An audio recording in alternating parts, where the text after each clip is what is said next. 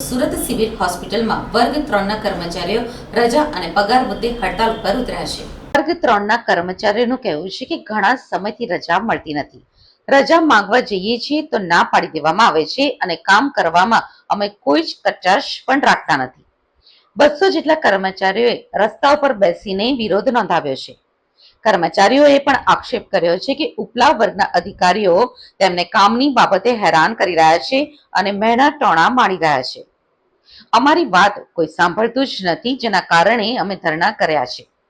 હડતાળ ઉપર બેઠેલા કર્મચારીઓનો આક્ષેપ છે કે રજા જોઈએ તે રીતે મળતી નથી, સાથે સાથે પગાર પણ વહેલો મોડો આવે છે અને પગાર વધારો પણ મળતો નથી, જેને લઈ તંત્રને અવારનવાર રજૂઆતો પણ કરી છે, પરંતુ કોઈ જ નિરાકરણ આવતું નથી, જેના કારણે અમે હડતાળ કરી છે। હડતાળ ઉપર ઉતરેલા કર્મચારીઓનું કહેવું છે કે આગામી સમયમાં અમારી જો માંગ નહીં પૂર્ણ થાય તો ધરણા કરવામાં આવશે અને તમામ લોકો કામથી અળગા રહીશું। હોસ્પિટલના સુપ્રિન્ટેન્ડન્ટને પણ આ બાબતે જાણ કરવામાં આવી છે, પરંતુ અમારી માંગ સંતોષવામાં આવતી નથી। હોસ્પિટલના દરેક વોર્ડમાં અમારી કામગીરી રહેતી હોય છે અને અમને અઠવાડિયે એક રજા પણ મળી રહે તો પણ અમને રાહત મળે। રેસિડેન્ટ ડોક્ટરોની હડતાલના કારણે ઓપીડીમાં દર્દીઓની લાઈનો લાગી હતી। આ અંગે જાણ થતાં સુરત સિવિલ હોસ્પિટલના superintendent doctor Dharitri Parmar kidney બિલ્ડિંગમાં આવેલી 12 નંબરની ઓપીડી ખાતે પહોંચ્યા હતા। એ દરમિયાન મીડિયા દ્વારા તેમને આ અંગે સવાલો કરવામાં આવતા જવાબ આપવાનું ટાળ્યું હતું અને ત્યાંથી ભાગી ગયા હતા। ત્યારબાદ સફાઈ કર્મચારીઓ વિરોધ કરી રહ્યા હતા ત્યાં પહોંચ્યા હતા। સુપ્રિન્ટેન્ડન્ટ દ્વારા સફાઈ કર્મચારીઓને ઉડાવ જવાબ આપવામાં આવ્યો હતો, તમારે તમાશો કરવો છે, તમે શું ઈચ્છો છો? ત્યારબાદ તેમને સમજાવવાનો પ્રયાસ કર્યો હતો। ત્યારબાદ ત્યાંથી પણ તેઓ જતા રહ્યા હતા। સફાઈ કર્મચારીઓ કામ ઉપર ગયા ન હતા, તેથી આરએમઓ સહિત સિવિલ હોસ્પિટલના અધિકારીઓ સફાઈ કર્મચારીઓને સમજાવવા માટે પહોંચી ગયા હતા। એ સાથે જ કોન્ટ્રાક્ટરોને પણ તેમની સામે ઉપસ્થિત કરવામાં આવ્યા હતા।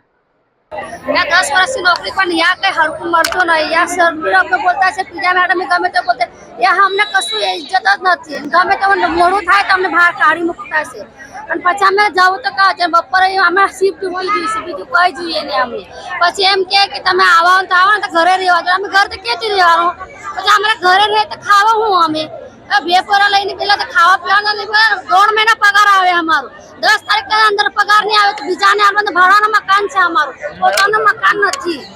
તો પછી અમે શું કરવાનું? પછી કઈ બોલવા જાય તો પૂજા મેડમ કે તમારે ગરીબ આવવાનું નહીં કામ પર। પછી એસઆઈસી લોકો બી અમને ગમે તેવું બોલે, અમારે કઈ છે જ નથી આ એવું।